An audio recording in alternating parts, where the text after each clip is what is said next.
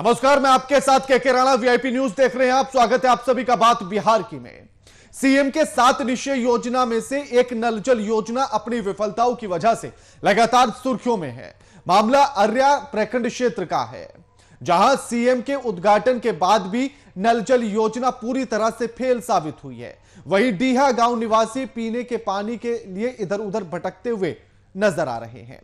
गौरतलब है कि 29 दिसंबर 2017 को सीएम नीतीश कुमार के द्वारा नल जल योजना का उद्घाटन किया गया था। बावजूद इसके 5000 की आबादी वाले इस गांव में लोगों को परेशानी का सामना करना पड़ रहा है। तस्वीरें आपकी टीवी स्क्रीन पर हैं।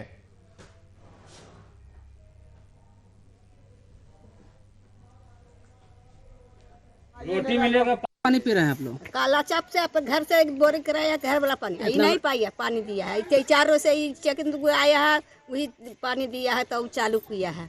चालू होता है? हाँ आया कहिया चालू, थोड़ा सा कराया घंटा, नहीं करा। कितना दिन से ही बंद है? बंद तो उन्हें उद्घाटन हुआ था 6 महीना चल गया, और बाद में 2 साल से बंद है।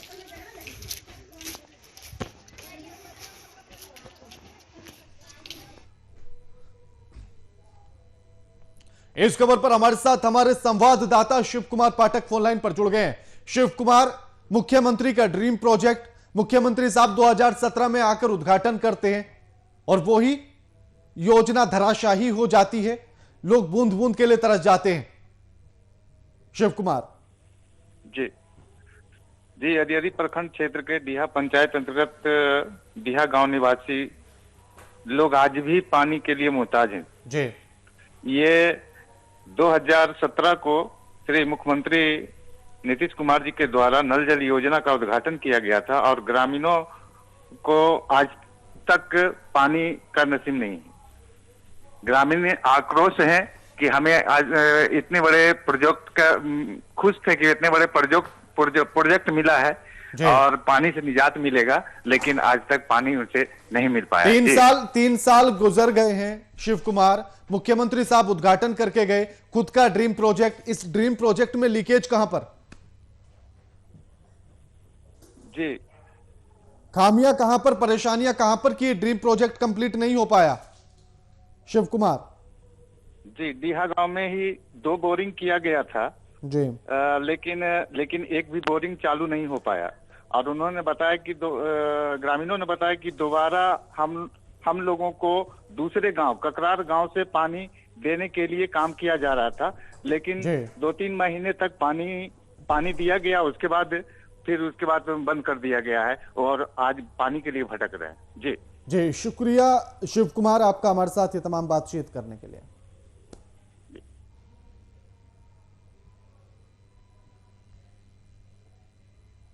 अरुणाचल प्रदेश में जेडीयू के विधायक ने बीजेपी का दामन थाम लिया। वहीं विधायकों के बीजेपी में शामिल होने की खबर ने मौसमी शीतलहर के बीच बिहार के सियासी गलियारों की सरगर्मियां तेज कर दी हैं। इस मामले को लेकर आरजेडी ने बीजेपी और जेडीयू दोनों पर तंज कसा है।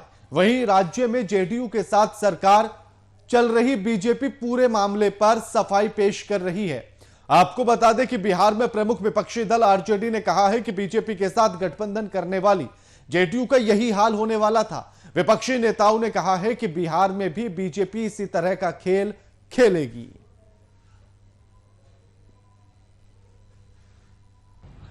जनता दल यू के अरुणाचल में 6 विधायक थे और 6 विधायकों को भारतीय जनता पार्टी ने खरीद लिया है और अपने पाले में मिला लिया है और नीतीश कुमार चुपचाप इस पूरी बर्बादी का तमाशा देख रहे हैं। और जनता दल यू को देश की जनता के सामने स्पष्ट रूप से कहना पड़ेगा कि क्या जनता दल यू कल भारतीय जनता पार्टी में विलय कर जाएगी या इनकी सोई हुई अंतरात्मा जागेगी। इनके एक एक विधायकों को तोड़ करके जब तक भारतीय जनता पार्टी समूल नष्ट नहीं कर देगी तब तक वो अतिवादता स्वीकार करते रहेंगे। राज्यों का विषय अलग होता है और वहां पर अरुणाचल प्रदेश का क्षेत्रीय कारण है जिसके चलते वहां के विधायक गए हैं। बिहार में Bharatiya Janata party, Janata Dal United, VIP और हम के साथ अटूट गठबंधन है और एनडीए यहाँ बिहार के विकास में अग्रसर है और हम विकासशील हैं, बिहार के सेवा में लगे हैं और एनडीए का अटूट गठबंधन है। और राज्यों का विषय अलग है, वो भी अगर कुछ राज्यों में अपना अपना तरीका से काम करते हैं और हम भी अपने तरीका से काम करते हैं। इस खबर पर हमारे साथ हमारे वरिष्ठ संपादक मधुरशील जी फोन लाइन पर जुड़ गए हैं। मधुर जी, एक बार फिर से बीजेपी ने जेडीयू को धक्का जो है झटका दे दिया है, किस तरह से देखा जाए? अब बीजेपी सफाई तो ये दे रही है कि वहां के राज्य कुछ परेशानियां हैं, कुछ दिक्कतें हैं, और यहां बिहार के हालात अलग हैं। जदयू के साथ बीजेपी का या बीजेपी के साथ जदयू का रिश्ता जो है वो 30 वर्षों पुराना रिश्ता है जी। बीच में आप देखे होंगे कि 2015 में ये रिश्ते में दूरी बनी थी और नीतीश कुमार ने एनडीए का दामन छोड़ करके और महागठबंधन या उस समय यूपीए फोल्डर 2 का कह लीजिए दामन थामा था। लेकिन तब वो जो इस रिश्ते में खटास आई थी, फिर बाद में आपने देखा होगा 18 महीने के बाद नीतीश कुमार फिर से उनकी घर वापसी हुई और एनडीए के हिस्सा बन गए। अब तक जो इनके रिश्ते की जो शर्तें रही हैं या जिन शर्तों पर रिश्ता इनका चलता रहा है, बिहार छोड़ के कई अलग दूसरे राज्यों में इनका मतलब विधानसभा के चुनाव में गठबंधन नहीं हुआ करता है और ना ही राष्ट्रीय स्तर पर जब लोकसभा के चुनाव होते हैं तो ऐसी स्थिति है पूरे देश भर में इनका गठबंधन चुनावी मतलब गठबंधन नहीं होता, केवल बिहार में ही इनका गठबंधन होता रहा है। लेकिन ये पहला वाकया है कि जदयू के विधायक को भी आधा दर्जन विधायक अरुणाचल प्रदेश के पाला बदल करके बीजेपी के साथ आए हैं। वहां भी रहना आपको याद होगा, बीजेपी और जदयू ने विधानसभा का चुनाव अलग अलग लड़ा था। तो ऐसे में वहां वो दोस्ती नहीं थी, एनडीए गठबंधन के हिस्सा नहीं थे जदयू के विधायक वहां पर, तो वो पाला बदले हैं, वो बीजेपी के साथ गए हैं। लेकिन बिहार में मौजूदा सरकार जो 1 महीने पहले बनी है और ये इस खबर के आने के बाद, इस घटना के बाद एक जो बिहार में सियासी गलियारे में जरूर तपिश जो है वो बढ़ी है और विपक्ष इस बात को लेकर के जो महागठबंधन की सबसे बड़ा दल है राजद, उसके नेता मुखर हुए हैं और इस बात को लेकर के दोनों दलों पर, बीजेपी पर भी और जदयू पर भी तंज उन लोगों ने कसना शुरू किया है और उन लोगों ने भविष्यवाणी भी कर दी है कि ये आने वाले समय में बिहार में भी ऐसा हो सकता है। 43 विधायक जो जदयू के हैं वो पाला मधुर जी, आज जिस तरह से मीडिया के सामने नीतीश कुमार आए और उन्होंने कहा कि अभी हमारी बैठक होना बाकी है, तो ये एक बड़े संकेत माने जा सकते हैं। 26 और 27 दिसंबर को जो बैठक अब जेडीयू करने जा रहा है, अपने राष्ट्रीय कार्यकारिणी की बैठक, तो अभी एक यूं कहा जा सकता है कि अभी पिक्चर बाकी है। 27 मतलब कल और परसों मतलब 2 दिन का यहाँ राष्ट्रीय परिषद की बैठक जदयू की है और बैठक के पहले चरण में जिन मुद्दों पर चर्चा होनी है उसमें चुनाव में जो स्थितियां रही हैं राज्य में, जिस पार्टी जिस स्थिति में थी नहीं थी और किन वजहों से पार्टी के प्रत्याशी कम जीते, इन मुद्दों पर चर्चा होनी है। लेकिन ये जो रिश्ते, चूंकि कई नेता जदयू के ऐसे हैं जो ऑफ द रिकॉर्ड आज चर्चा करते देखे गए, बातचीत करते देखे, कैमरे का सामना उन लोगों ने नहीं किया कि आखिर ये रिश्ता किस तरह का है। कि आप बंगाल में जब चुनाव लड़ने की बात करते हैं तो बीजेपी को नाराजगी होती है, जबकि पहले जब झारखंड में उनके साथ आमने सामने चुनाव लड़ते रहे हैं, यूपी में चुनाव लड़ते रहे हैं, महाराष्ट्र में चुनाव लड़ते रहे हैं, दिल्ली में चुनाव लड़ते रहे हैं, फिर बंगाल की बात को लेकर के और आज जो घटना घटी है अरुणाचल प्रदेश वाली, कि ऐसे ही अगर होता रहा तो फिर जदयू क्या बीजेपी का जिस तरह से कांग्रेस मुक्त भारत की कल्पना नरेंद्र मोदी करते हैं और वो लगातार बोलते भी रहते हैं जनसभाओं में कांग्रेस मुक्त भारत करेंगे, और आपने देखा है कांग्रेस की क्या स्थिति हुई है। तो ऐसा अगर मधुर जी देखा जाए 2019 के बाद से लेकर 2019 लोकसभा चुनाव के बाद से अब 2020 तक को अगर देखा जाए तो लोकसभा चुनाव से कुछ ऐसी स्थितियां जेडीयू और बीजेपी के बीच में हैं। 16 सीटें जीतकर पहुंचती है केंद्र में, लेकिन अपने मन मुताबिक मंत्रालय नहीं मिल पाता है। उसके बाद जब बिहार विधानसभा चुनाव आता है तो एलजेपी उसके सामने आकर खड़ी हो जाती है, जिस पर बीजेपी भी चुप्पी साध लेती है। अब अरुणाचल प्रदेश का ये वाला मामला निकलकर सामने आ जाता है। यूं कहा जा सकता है कि नीतीश कुमार कुछ ऐसी स्थिति में है कि अपने ही गिराते हैं नशे मन पर बिजलियां। देखिए राणा, बिल्कुल सही कहा आपने, और ये अंदाजा लगाना चूंकि राजनीति में जिस तरह की स्थितियां बनती बिगड़ती जाती हैं और समय समय पर आपने देखा होगा कि किस तरह से, लेकिन राज्यों की जहां तक बात है, राज्यों में जदयू के साथ दूसरे राज्यों में, बिहार छोड़कर के दूसरे राज्यों में बीजेपी का चुनावी गठबंधन नहीं रहा विधानसभा चुनाव में। तो इस बात को दोनों दल के मुखिया भी जानते हैं, दोनों दल के जो सुप्रीमो हैं वो भी जानते हैं, जो उनका कोर ग्रुप है वो भी जानता है। लेकिन विपक्ष को चूंकि एक बहाना मिला है, इसलिए उस तरह से उनकी एक खिंचाई शुरू हुई है, तंज वो लोग आज कस रहे हैं। लेकिन पार्टी जिस स्थिति में जा रही है और बिहार में क्या सेंधमारी होगी नहीं होगी ये विपक्ष का कहना है। लेकिन बीजेपी ने जिस तरह से सफाई पेश किया है या जदयू की तरफ से जिस तरह से मुख्यमंत्री ने खुद ही कहा है कि राष्ट्रीय परिषद की जब बैठक होगी उसमें जो कार्यकर्ताओं के चाहे नेताओं के जो पार्टी के कार्यकारिणी के राष्ट्रीय परिषद में जो लोग हैं उनकी जो विचार है उसके हिसाब से पार्टी तमाम चीजों पर फैसला लेगी कि रिश्ते को किस तरह से आगे बढ़ाना है। राणा जी, लेकिन मधुर जी जो स्थिति बनती हुई नजर आ रही है और जिस तरह से विपक्ष अब हमलावर है, विपक्ष ने तो यहां तक कह दिया है कि यही खेल अब बिहार में भी होने वाला है। देखिए किस कुनबे में और किस दल में क्या कुछ होता है, क्या कुछ उसको तय करना है, ये उनको तय करना है, उनके नेताओं को तय करना है, ना कि विपक्ष को तय करना है। जी। विपक्ष या सत्ता पक्ष जब किसी भी दल में या किसी भी गठबंधन में इस तरह की चीजें होती हैं तो एक बोलने का अवसर जरूर मिलता है। अब ये तय करना है जदयू को कि अगर उनके 6 विधायक बीजेपी में गए हैं तो वो किन वजह से गए हैं। जदयू के नेतृत्व से उनकी नाराजगी थी या वहां सरकार में शामिल होना चाहते थे, वो अपने व्यक्तिगत निजी हितों को ध्यान में रखते हुए गए हैं। तो ये जदयू का अपना अंदरूनी मसला है और जब जदयू के बाहर आ पाएंगे तो एनडीए का ये मसला है। 2 घटक दल जो एनडीए में शामिल है उनके अंदरूनी मामला है। जहां तक राजद का सवाल है, राजद इस तरह से तंज कस रहा है, जिस तरह से आरोप लगा रहा है या भविष्यवाणी कर रहा है कि आने वाले समय में बिहार में भी जदयू के विधायक पाला बदल सकते हैं और कांग्रेस मुक्त जिस तरह से भारत की बात करते हैं नरेंद्र मोदी, बिहार में जदयू मुक्त कर देगी भाजपा, मतलब बिहार में जदयू मुक्त हो जाएगा। तो इस तरह की बात कतई नहीं है, क्योंकि दोनों दल की सरकार साझा सरकार चल रही है। 2 छोटे दलों का जिनके 4 विधायक हैं, हम और वीआईपी, फिलवक्त उनका समर्थन उनको मिला हुआ, बहुमत की सरकार अभी चला रहे हैं बिहार में। अब राष्ट्रीय परिषद की बैठक में क्या कुछ होता है उस पर नजर रखनी होगी कि वो उसमें क्या फैसले आते हैं। कार्यकर्ताओं की राय शुमारी ली जा रही है, नेताओं की राय शुमारी ली जाएगी, उसमें क्या कुछ आता है, फिर आगे की रणनीति जो है पार्टियां बनाएंगी और तय करेंगी। बिल्कुल बिल्कुल, शुक्रिया आपका मधुर जी हमारे साथ ये तमाम बातचीत करने के लिए।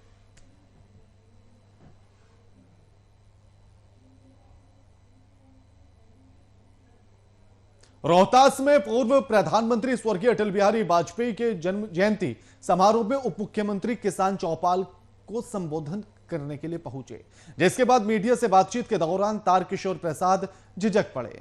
दरअसल संवाददाता ने उनसे बिहार में बढ़ रहे अपराध पर सवाल कर दिया, जिसके बाद तारकिशोर प्रसाद ने संवाददाता को टल रहे कार्यक्रम पर सवाल करने की नसीहत दे डाली।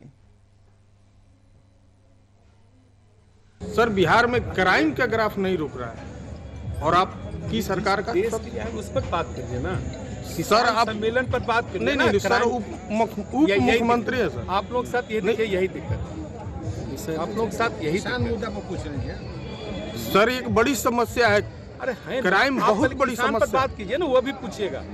पहले जिस कार्यक्रम के लिए उस पर बात करिए ना, वो भी बताएंगे। प्रदेश के ये उप मुख्यमंत्री हैं तारकिशोर प्रसाद, और जब इनसे मीडिया ने सवाल किया कि किस तरह से प्रदेश में क्राइम बढ़ रहा है तो उन्होंने पूरा सवाल ही पलट दिया। उन्होंने कहा इस सवाल को छोड़िए, आप कार्यक्रम पर सवाल कीजिए। आज पूरे देश में पूर्व प्रधानमंत्री अटल बिहारी वाजपेयी की जयंती पर पीएम मोदी ने किसानों के साथ संवाद किया। वहीं औरंगाबाद के कृषि भवन में भारत सरकार के द्वारा प्रधानमंत्री किसान सम्मान निधि योजना का आयोजन किया गया, जिसमें किसानों के खाते में निधि के स्थानांतरण का जीवंत कार्यक्रम लाइव टेलीकास्ट किया गया, जिसमें प्रखंड कृषि पदाधिकारी, बीजेपी मंडल अध्यक्ष और जेडीयू प्रखंड अध्यक्ष सहित कई लोग उपस्थित रहे।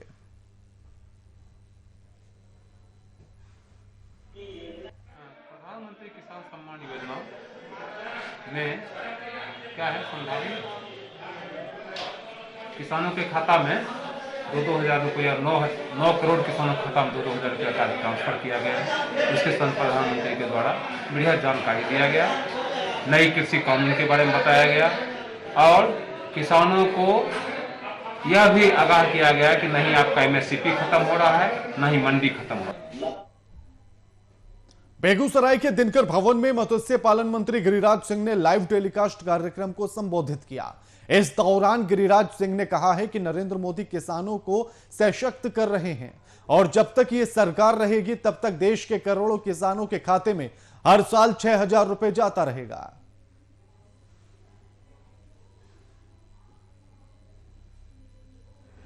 लेकिन सच्चाई ये है कि नरेंद्र मोदी ने देश में एक बार कुछ किसानों का कर्ज माफ हुआ था और वो कर्ज माफ में भी ब्लॉक का चक्कर लगाना पड़ा था, बैंक का चक्कर लगाना पड़ा था। लेकिन देश के प्रधानमंत्री ने 6,000 रुपया किसानों के खाते में जो सर्वेश जी कह रहे थे, जब तक मोदी की सरकार रहेगी किसानों की मदद में ये 6,000 रुपया उनके खातों में जाता रहेगा।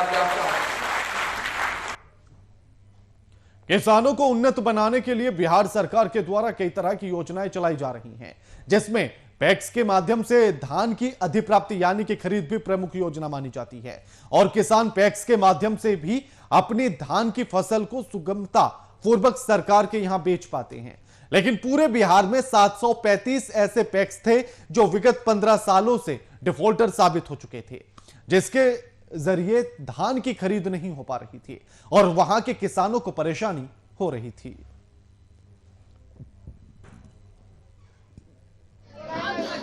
जी बहुत अपार खुशी, अपार हर्ष। ये लगातार हम लड़ाई लड़ रहे थे। सबसे पहला बार हम निर्वाचन हुए थे तो हमने इस समस्या को लेकर माननीय मुख्यमंत्री महोदय के यहाँ दिया था और मैंने उनको कन्विंस करने का काम किया था। पूरे बिहार की समस्या थी, काफ़ी हमको सहयोग। निश्चित रूप से धान की अधिप्राप्ति जब होगी, किसान ही धान को उपजाता है और वो बेचारा जो किसान है वो औने पौने भाव में व्यापारियों के हाथ में, दलालों के हाथ में विक्रय करते हैं। और निश्चित रूप से अशोक जी इस गांव के निवासी हैं, इनका जन्मभूमि यहाँ पर है। किसानों की समस्या से वो खुद अवगत हैं, चूँकि वो खुद किसान भी हैं और पैक्स अध्यक्ष भी हैं, तो निश्चित रूप से यहाँ के किसानों को फायदा मिलेगा। मुंगेर सांसद राजीव रंजन उर्फ ललन सिंह लखीसराय पहुंचे, जहां सांसद राजीव रंजन समाहरणालय कक्ष में जिला स्तरीय समन्वय और अनुश्रवण समिति की बैठक में शामिल हुए।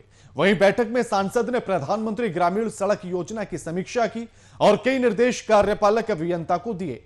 वहीं बैठक में जिलाधिकारी, डीडीसी सहित सभी विभागों के पदाधिकारी, प्रखंड प्रमुख और नगर निकाय के सभापति और अध्यक्ष मौजूद रहे।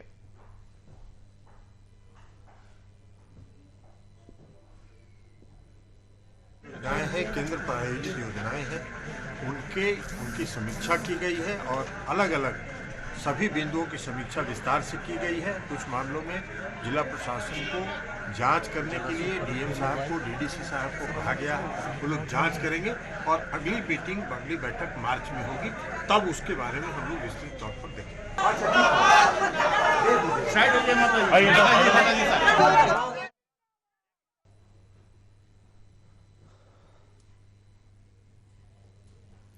खबर भागलपुर से है, जहां नागरिकों के लिए रेल सुविधा सुचारू रूप से भले ही चालू कर दी गई है, हालांकि मौजूदा समय में सभी प्रकार की टिकट की बुकिंग ऑनलाइन ही की जा रही है। वहीं भागलपुर में टिकट काउंटर नहीं खोले जाने से रोज यात्रा करने वाले यात्रियों को काफी परेशानी का सामना करना पड़ रहा है और यात्रियों की परेशानी का कारण है एमएसटी का उपलब्ध नहीं होना। एमएसटी के अभाव में रोज यात्रा करने वाले यात्रियों को ऑनलाइन टिकट लेना पड़ता है। भागलपुर से लेके क्यूल स्टेशन के बीच जो है विभिन्न स्टेशनों पर छोटे तबके से लेके सरकारी कर्मचारी और जो भी हैं डेली यात्रा करते हैं। लॉकडाउन के दौरान जो है एमएसटी की सुविधा उपलब्ध नहीं होने के कारण उन्हें बेइज्जती का सामना करना पड़ता है रेलवे एम्प्लॉय के द्वारा और डरे से हमें यात्रा करते हैं। जबकि रेलवे प्रशासन के द्वारा जनरल टिकट का भी प्रावधान दिया गया है, पैसेंजर ट्रेन भी चलती है जी। लेकिन मेरा अनुरोध है वरीय पदाधिकारी रेलवे से कि उचित व्यवस्था किया जाए ताकि जल्द जल्द एमएसटी रेलवे को भी राजस्व की हानि नहीं हो। संपूर्ण देश में ये समस्या से लोग जूझ रहे हैं। आप राजस्थान चले जाइए, दिल्ली के अंदर में, बॉम्बे के अंदर में, पश्चिम बंगाल के अंदर में, जहाँ पर कि लोग पूरी तादाद में हैं, लगे हुए हैं, जिनके साथ जो खास करके जो महिलाएं जो सफ़र कर रही है, अभी आप बर्धमान एक्सप्रेस में सफ़र करेंगे उसमें महिला चढ़ नहीं पाएंगी। जेंट्स किसी भी प्रकार से जा रहे हैं, इतनी भीड़ हो रही है, उसमें आए दिन घटनाएं हो रही है, मोबाइल चोरी हो रहा है, बैग चोरी हो जा रहा है, कई तरह की समस्या हो रही है। एमएसटी के लिए आए हैं और दैनिक पैसेंजर हम लोग हैं। लेकिन हम लोग को एमएसटी नहीं यहाँ से दिया जा रहा है। ऐसा पता चला है कि और अन्यत्र स्टेशन में एमएसटी मिल रहा है। हम लोग एक ज्ञापन के द्वारा अपने रेलवे अधिकारी को बताने के लिए आए हैं कि हम लोग को भी ये सुविधा दी जाए, ताकि रेल राजस्व भी आवे और हम लोग को परेशानी से भी मुक्ति मिले। रेलवे निजीकरण, रेलवे स्टेशनों के निजीकरण का विरोध और रेल कर्मचारियों की समस्या को मुख्य मुद्दा बनाकर रेल यूनियन देश भर में केंद्र सरकार के खिलाफ आंदोलन करेगी। वहीं राजधानी में हुए ईस्ट सेंट्रल रेलवे कर्मचारी यूनियन के 15वें कार्यकारिणी बैठक में इस बात पर सहमति बनी है और 2 दिन तक चलने वाली बैठक का उद्घाटन all India railway men's federation के महासचिव शिव गोपाल मिश्रा ने किया है। वहीं महासचिव ने रेलवे के निजीकरण के विरोध में देश भर में हड़ताल करने की चेतावनी दे दी है। इंडिया रेलवे फेडरेशन ने फैसला किया है और उसी फैसले के तहत आज ये सेंट्रल रेलवे कर्मचारी यूनियन भी फैसला लेने जा रही है कि हम 7,600 जो रेलवे स्टेशन हैं भारतवर्ष भर में, उन पे रेल बचाओ देश बचाओ समितियों का निर्माण करें। कारण यह है कि भारत सरकार जो देश के गरीब हैं उनसे जो है उनका सस्ता और सुलभ जो साधन है परिवहन का, उसको छीनना चाहती है। पटना में पूर्व मध्य रेलवे कर्मचारी यूनियन की 15वीं कार्यकारिणी समिति की बैठक आयोजित की गई। JP trade union education centre में बैठक का आयोजन किया गया। वहीं इस बैठक में हाजीपुर जोन के 5 मंडल के कार्यकर्ता मौजूद रहे और इस दौरान 15 सूत्रीय मांगों पर चर्चा की गई है।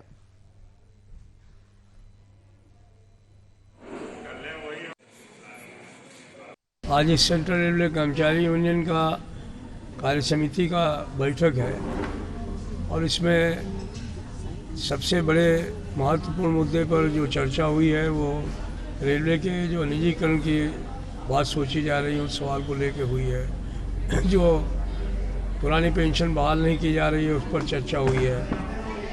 जो तमाम हमारे ट्रैकमैन साथी हैं और तमाम पढ़े लिखे बच्चे रेलवे में आ गए हैं, उनके करियर प्रोग्रेशन पर चर्चा हुई है। पटना में आपसी विवाद की एक भयावह तस्वीर सामने आई है। वहीं परिवार के लोग एक दूसरे के खून के प्यासे दिखाई दिए। मामला चौक थाना इलाके का है, जहां जालान परिवार आपस में ही भिड़ गए।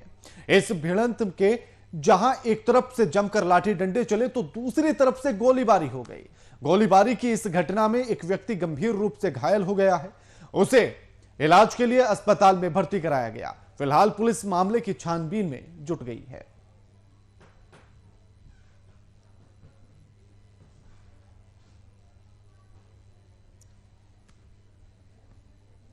भागलपुर में अग्निशमन सुरक्षा सप्ताह चल रहा है, जिसके तहत लोगों को घर में रसोई बनाते समय यानी कि रसोई में खाना बनाते समय आग लगने के बाद बचाव समेत अन्य तरह की सुरक्षा के प्रति लोगों को जागरूक किया जा रहा है। वहीं सुरक्षा सप्ताह के तहत प्रत्येक चौक चौराहों पर लोगों को जागरूक किया जा रहा है।